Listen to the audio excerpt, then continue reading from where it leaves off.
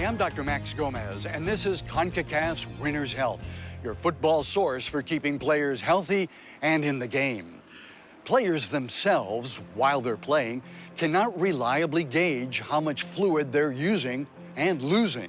Feeling thirsty isn't the answer. By the time a player is thirsty, he or she could already have lost too much water. So how do you know when you're getting dehydrated? How much water are you supposed to drink before, during, and after football practice or play? Is it different for every player? What about factors like heat, humidity, altitude?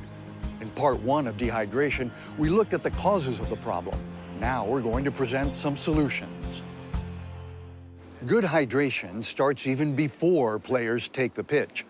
As a general rule, players should drink about half a liter of fluid 60 to 90 minutes before the start of a match or training session. Taking in fluids early does two important things. It gives the body tissues enough time to absorb the water, and it gives a player enough time to get rid of any excess before play begins. High temperatures and humidity will affect how much fluid players will lose during the game through sweat. If it's hot and humid, players should drink an additional 300 to 600 milliliters of fluid 15 minutes before the first whistle. During a match, fluid intake is, of course, essential.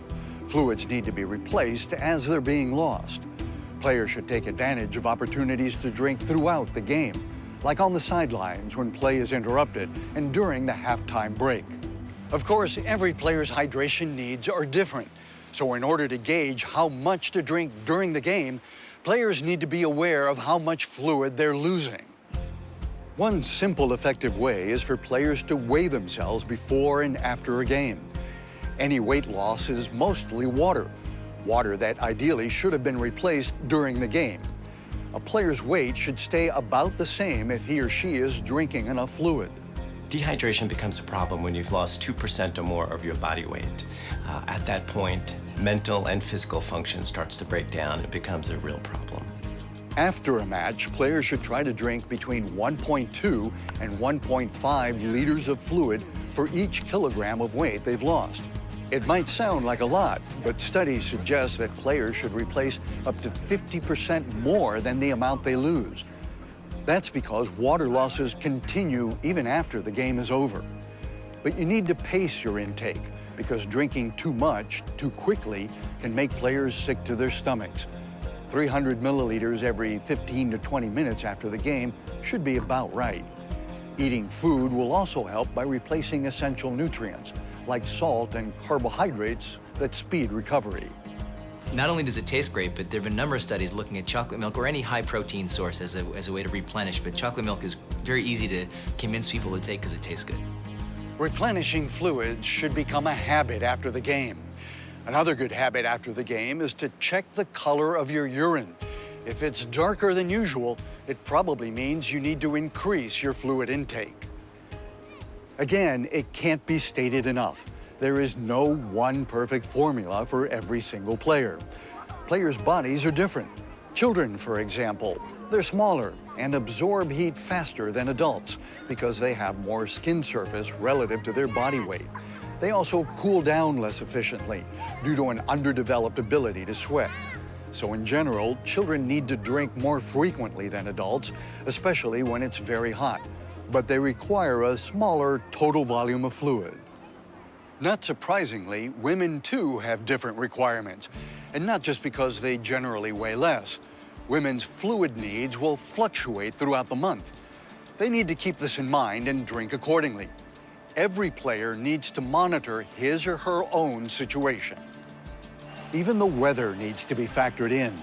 Playing in the heat causes you to sweat more, which means you lose more fluid and have to take more in. Playing in the cold presents a different problem. In cooler temperatures, you sweat less to stay warm, and the sweat you do produce tends to evaporate more quickly due to accompanying conditions like cold blowing winds. So you may not even be aware that you're sweating and need to hydrate. And then there's humidity. When it's very humid, the air is saturated with water. It can't absorb all your sweat because air, like a sponge, can only hold so much. That's why when it's humid, your sweat stays on your skin. it can't easily evaporate into the air. Since it's the evaporation of your sweat that mainly cools you down, your body stays hot. Cold water can help, drinking it, applying it, and don't forget frozen water, ice packs. Playing in high altitudes can also affect hydration. Players breathe faster and harder trying to get more oxygen. This releases more water vapor out of the body and into the air. At the same time, the lower air pressures at high altitudes increase the speed of evaporation. One of the problems with dehydration is not just that you're losing water, but that you're losing essential electrolytes. And these electrolytes include sodium, potassium, calcium, and magnesium. And these are very important to overall health and performance. Some players have more of a problem with electrolyte loss than others, for the simple reason that their sweat just naturally contains more electrolytes. So how do you know if you're sweating out lots of electrolytes? It might sound crazy, but a simple way is to wear a dark shirt while performing your exercise. If after exercise you see white salt stains, then that's a significant sign for salt loss. You can also taste your lips. If they taste salty, that's another sign of significant salt loss during exercise. If you feel you need to be more scientific, you can use skin patches for better analysis of salt content in the sweat. Players can replace the salt that they've lost by taking in electrolyte-containing beverages such as sports drinks or salt-containing foods. This is particularly important for people who sweat excessively or are salty sweaters or have been exercising for more than an hour. Knowing what and how much to drink, when, where, and why needs to be part of every player's game. One way coaches can help is by organizing drink breaks during training. Every 15 to 20 minutes is a good rule of thumb, especially if it's hot. Hot or not, players will get the message.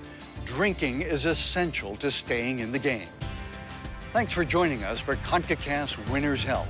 Take care and stay healthy. For more information about dehydration, please visit CONCACAF.com.